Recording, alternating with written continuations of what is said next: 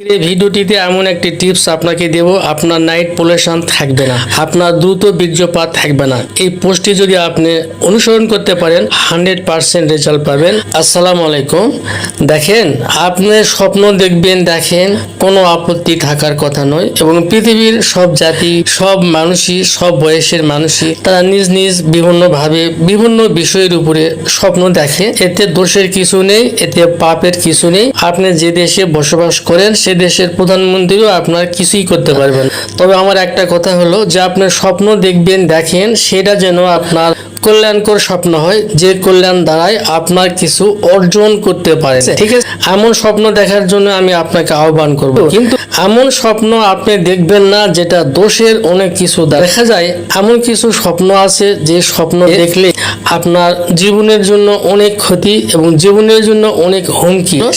স্বপ্ন দোষ, খারাপ কোনো বিষয় নিয়ে খারাপ কোনো ধারণা সৃষ্টি করার মাধ্যমে যদি আপনি স্বপ্ন দেখেন, সেটা আপনার একটা রোগে রূপান্তরিত হবে। সেই রোগকে বলা হয় স্বপ্ন দোষ। এই স্বপ্ন দোষ যদি কারো হয়ে থাকে, এই স্বপ্ন দোষ যদি কারো রেগুলার হয়ে থাকে, প্রতিদিন হয়ে থাকে, অনেকেই আছে প্রতিদিন স্বপ্ন দোষ হয়, এরকম যদি কোনো ব্যক্তি থাকে, আমি তাকে বলবো যে আপনার এটা রোগ। এই সমস্যাকে বলে ইররেগুলার নাইট পলিউশন।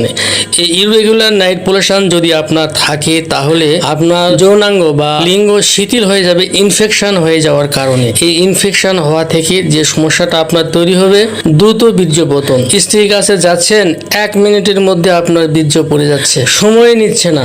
1 মিনিটের মধ্যে বীর্য পড়ে গেলে অবশ্যই সেখানে দাম্পত্য জীবন সুখের হওয়ার কথা নয়। বন্ধু, আজকের এই ভিডিওটিতে এমন একটি টিপস আপনাকে দেব, আপনার নাইট পলিউশন থাকবে না, আপনার দ্রুত বীর্যপাত থাকবে না। এই পোস্টটি যদি আপনি অনুসরণ করতে পারেন 100% রেজাল্ট পাবেন।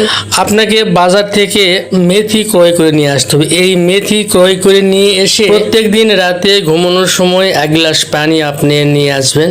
এই পানি নিয়ে এসে এই পানিতে 1 চামচ মধু এবং 1 চামচ মেথি ঢেলে দিয়ে মিক্স করে ঢেকে রাখবেন। সকালে ঘুম থেকে উঠে এই পানিটুকু সব খেয়ে ফেলবেন আর মেথিগুলো ফেলে দিবেন। এভাবে আপনি কন্টিনিউ 1টি মাস সেবন করবেন। প্রথম সপ্তাহে আপনার স্বপ্ন দোষ কেটে যাবে এবং দ্বিতীয় সপ্তাহ থেকে আপনি সবাসে মোটামুটি টাইম পেতে থাকবেন। এরকম ভাবে যদি কন্টিনিউ যদি করেন, আপনার দ্রুত বীর্যপতন থাকবে না এই টিপসের মাধ্যমে। বন্ধুরা, ভিডিওটি কেমন লেগেছে কমেন্ট করে জানাবেন। সে পর্যন্ত আল্লাহ হাফেজ।